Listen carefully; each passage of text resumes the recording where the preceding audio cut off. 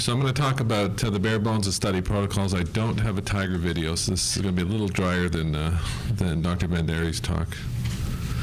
So if you look at successful grants, they are innovative, they're clearly written, they address an important clinical problem, they're usually within the capabilities of the applicants, and really, if you look at a grant and grant writing, it's an acquired skill. So I'm going to sort of go through 12 tips for putting together a successful proposal or protocol. I think the first thing to realize is that you want to focus on the information that reviewers need to know. So reviewers are very busy individuals. They want you to sort of sort out the important issues and not have them do all the work. So they have a limited time to review your grant application. It's very important to write clearly, and you want to assume that the reviewers don't assume that the reviewers know all that you know.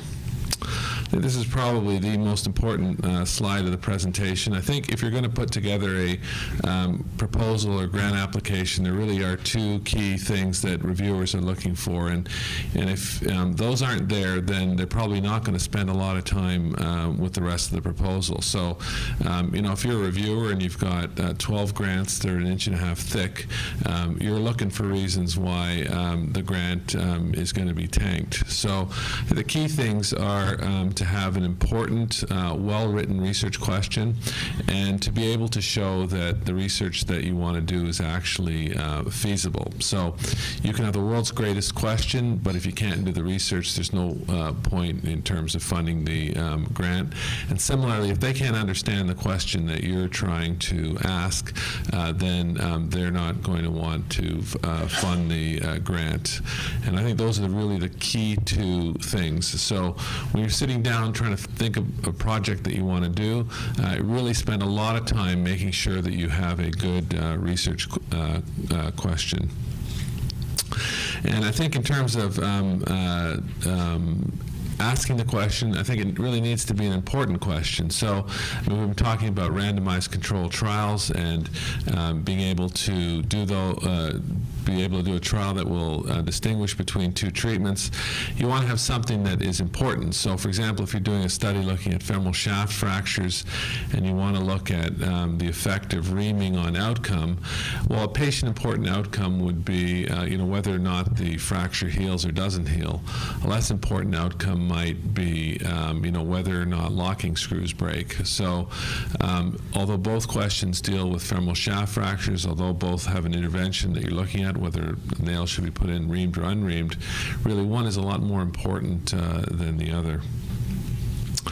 I think it's good to spend some time really thinking about what it is that you're doing. And I think if you sit down with your proposal and try and get it onto one page, that's an important way to sort of approach a grant. If you can sort of get the essence of the proposal to fit one page, that really, once you expand it into an actual grant, having the ability to sort of make it concise so that someone can look at it and say, this is important information, goes a long way to getting that grant funded. So you want to have a rationale. Why is the study important? And you want to have clear, unambiguous, testable questions. So you want to make sure that these are consistent throughout the proposal, that the specific aims follow the hypotheses or the questions, and you want to have one set of specific aims that aren't contingent on specific outcomes occurring in the study. So for example, if you're looking at non-union rates, you have to assume that there will be non-unions. If there's no non-unions, then you're not going to be able to look at the effect of treatment of non-unions. So you want to avoid contingent specific aims. You want to format your application appropriately, so grant submission guidelines are provided by the funding agency. They vary across the funding agencies, and so you want to familiarize yourself with these guidelines. So you don't want to take a PSI grant and then don't change it and submit it to CIHR, because the grants will be different. And you want to follow the guidelines exactly.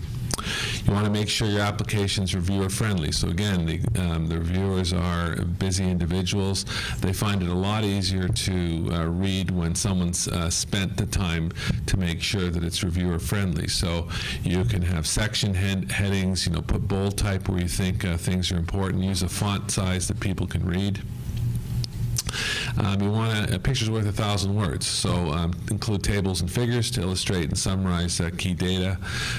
You want to remember that, again, viewers are going to be busy, so they may not go back to an appendix to read what is important information. So if you think it's important, then put it in the body of the grant. And finally, include a cover letter providing justification for your clinical study to be funded. Tip 3, you want to allow sufficient time for the protocol development and grant submission.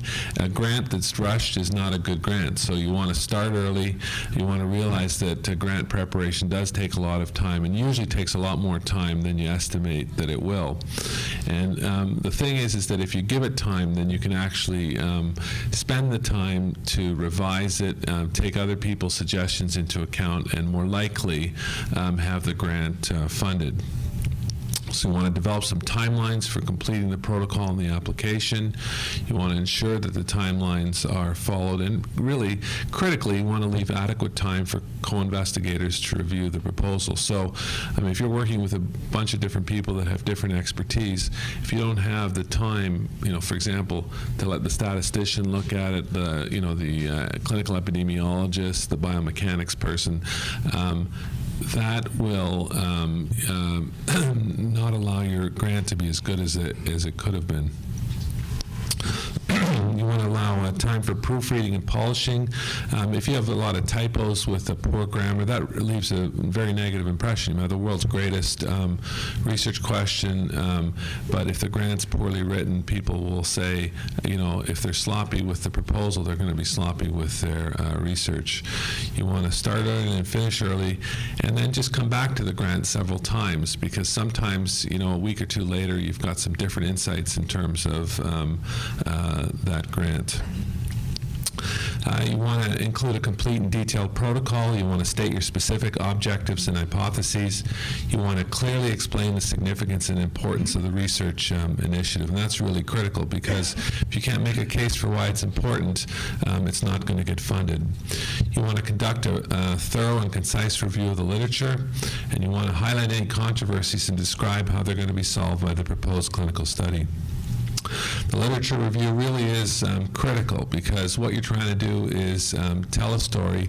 You're trying to sell why it is that your grant should be funded, or your protocol accepted it.